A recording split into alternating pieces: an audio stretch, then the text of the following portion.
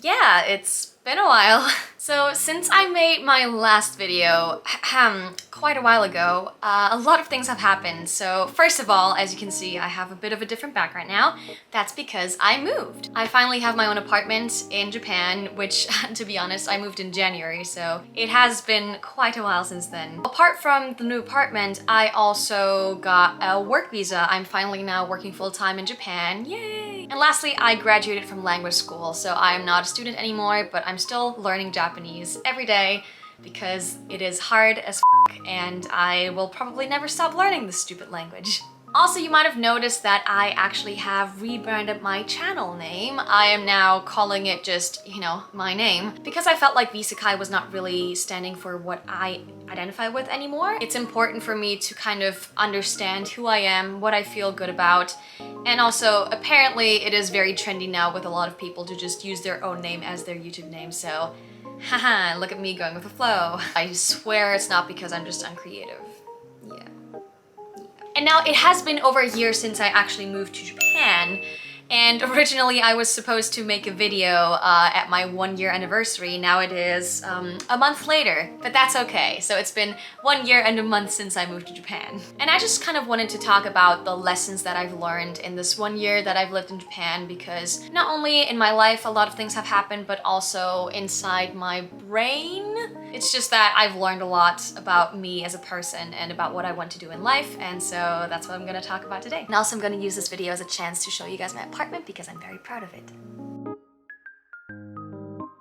If you've been on my channel for a while, you know that I used to make a lot of videos about mental health, especially around the topic of being a people pleaser. And being a people pleaser was one of the biggest parts of my identity up until recently, I would say, because now I just don't quite identify as that anymore. I think I've really gotten better at just acting for myself, doing the things that I want because I want to do them and not because anyone else wants me to do them. And as a result of that, I can just feel myself being so much more confident in my day-to-day life, being confident in my decisions, in my skills, in what I bring to the table in friendships or any kind of relationships. I also found that I definitely care less about other people's opinions now, which is something that I used to struggle with quite a lot. But now I feel like I can finally trust myself and believe in my own decisions enough to not care about what anyone else thinks about them. So that's great.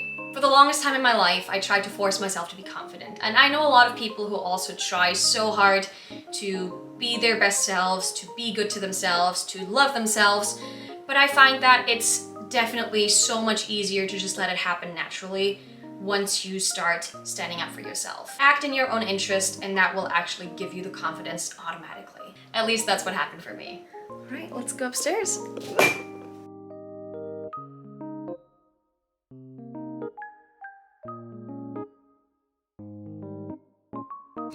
One thing they didn't tell me about this apartment when I got it was that it is awful in summer because all the hot air just kind of accumulates in this loft where I sleep in.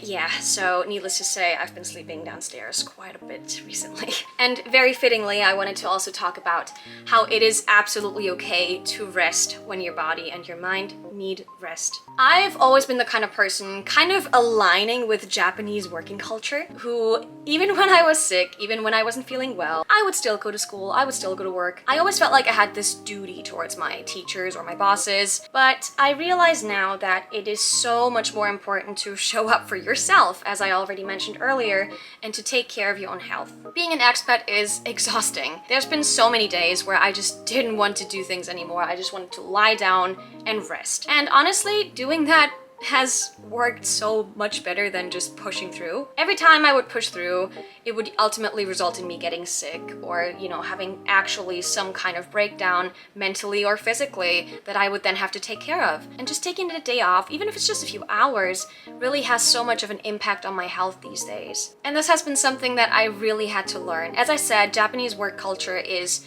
very cutthroat.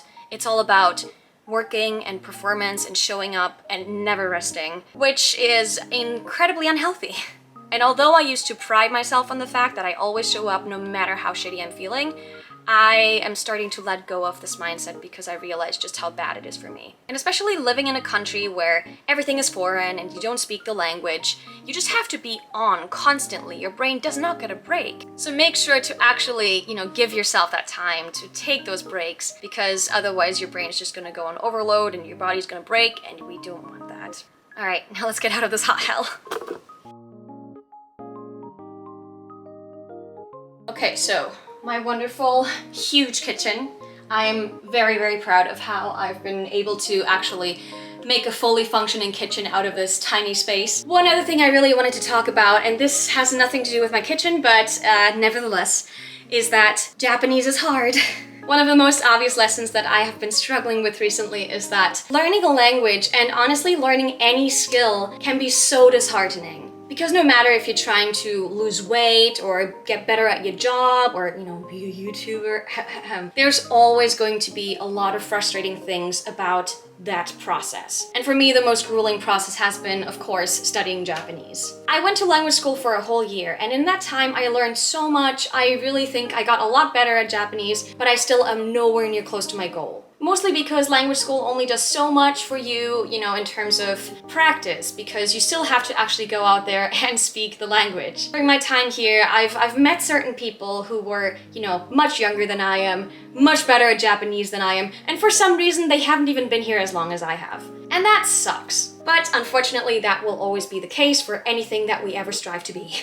And I think I've kind of come to the point where I accepted that I will never be the best at anything, although that has been drilled into me ever since I was a child, and I'm sure I'm not alone at that. So even though it can be frustrating sometimes, I've learned to really just believe in the phrase, trust the process. When I first heard that phrase, I thought it was kind of cheesy and I didn't like it very much, but it's really grown on me recently. And the reason for that being that I do not quite chase my success anymore as obsessively as I used to. And even though someone else who learned in an entirely different way than I did might be much further ahead than I am at this point, it's okay, because I'll get there in my own pace.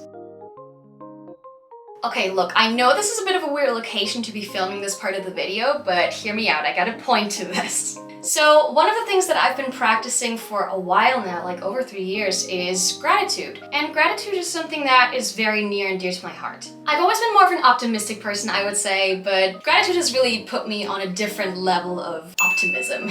For example, when I come home at the end of a long day and I just walk up the stairs to my apartment and I open the door into this apartment that I furnished myself, that I'm paying for with my own money, I have this moment of, I'm home. Or the reason why I'm even recording this in here is because having my own shower and being able to just take a shower whenever I want reminds me of the time when I lived in a share house or back at my parents' house when I was sharing the bathroom with a bunch of other people who occupied the shower sometimes, and I couldn't always take a shower whenever I wanted, and now I don't have that problem anymore. So I'm very grateful for that. And even if it's just super small things like a stranger being kind to you, smiling at you, or seeing my neighbor's flowers that he takes care of every day. There's so many things in life to be grateful for, and seeing that and actually actively thinking about it has really made my life so much better. And the way I started kind of reframing that in my mind was just by writing down one thing that I'm grateful for every single day.